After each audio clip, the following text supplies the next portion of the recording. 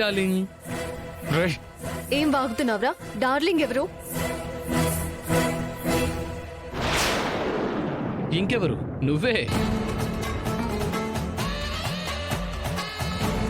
నాకు అర్జెంటుగా నిన్ను చూడాలనుంది. మనం రెగ్యులర్గా కలిసే ప్లేస్కి రా.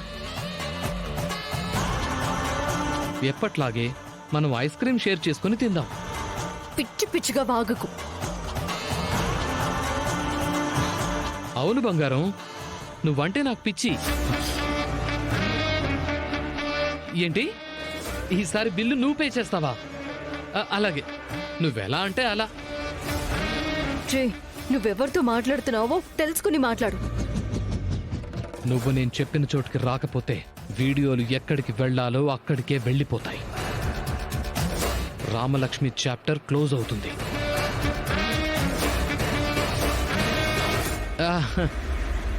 ఏమంటావు ఆద్య? వస్తున్నాను. సరే సరే, రెడీ వస్తావా? నువ్వు ఎలా ఉన్నా అందంగానే ఉంటావు డియర్. ఓకే, నీ ఇష్టమే నా ఇష్టం, నా ఇష్టమే నీ ఇష్టం. Bye bye. నీకింకా నమ్మాలనిపించట్లేదు కదా? నన్ను ఫాలో అప్, లైవ్లో చూపిస్తా.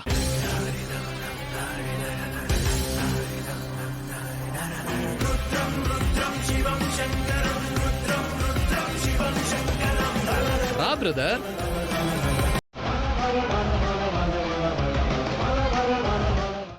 రండి సార్, కూర్చోండి.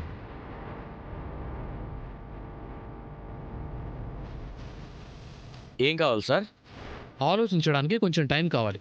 Okay sir.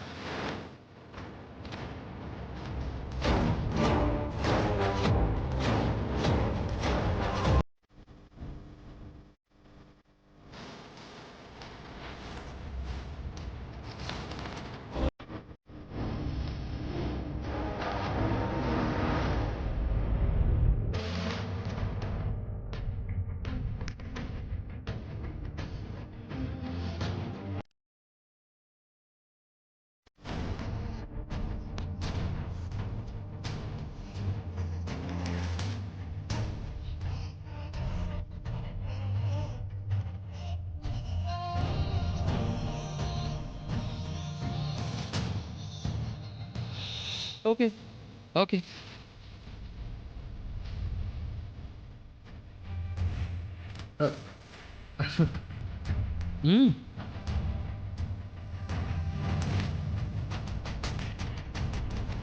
Please please.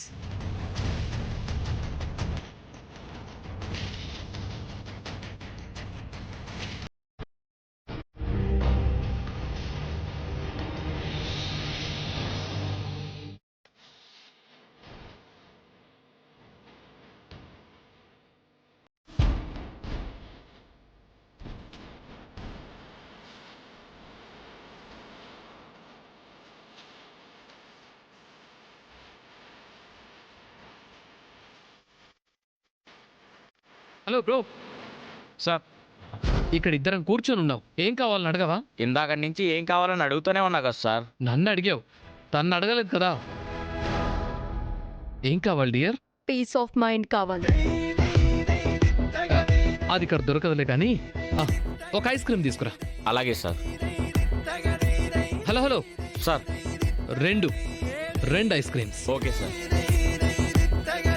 ఇంకేంటి విషయాలు చెప్పు డార్లింగ్. ఏమనుకుంటున్నావు నీ గురించి? నువ్వు అసలు మనిషివేనా? నీకు బుద్ధుందా? పెళ్ళైన అమ్మాయితో ఇలాగేనా మాట్లాడేది? ఎందుకు రమ్మన్నావు ఇక్కడికి?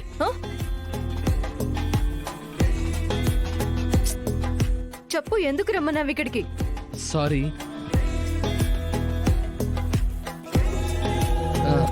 నీకోసమే తెచ్చాను.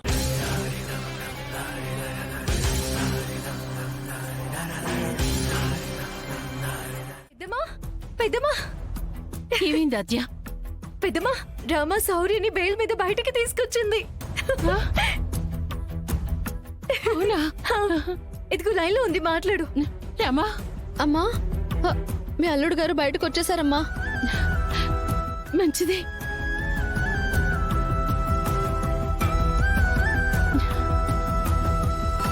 అంత డబ్బు ఎలా కట్టావు తల్లి? అది మన వైపు న్యాయం ఉన్నప్పుడు దేవుడు ఏదో ఒక రూపంలో వచ్చి సహాయం చేస్తాడు కదమ్మా.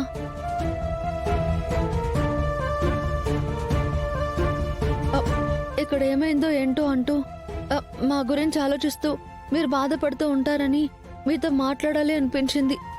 అందుకే ఫోన్ చేశానమ్మా. ఇప్పుడు గుండె తేలికైందమ్మా. ఇదిగో మీ నాన్న పక్కనే ఉన్నారు, మాట్లాడు. నాన్న సహాయం చేయలేదని కోపంగా ఉన్నావరామా? అయ్యో నాన్న, అలా ఏం లేదు నాన్న. మీరు ఆ టైంలో నాకు సహాయం చేసి ఉంటే తండ్రిగా మీరు గెలిచేవారేమో, కానీ ఊరి పెద్దగా ఓడిపోయేవారు కదా.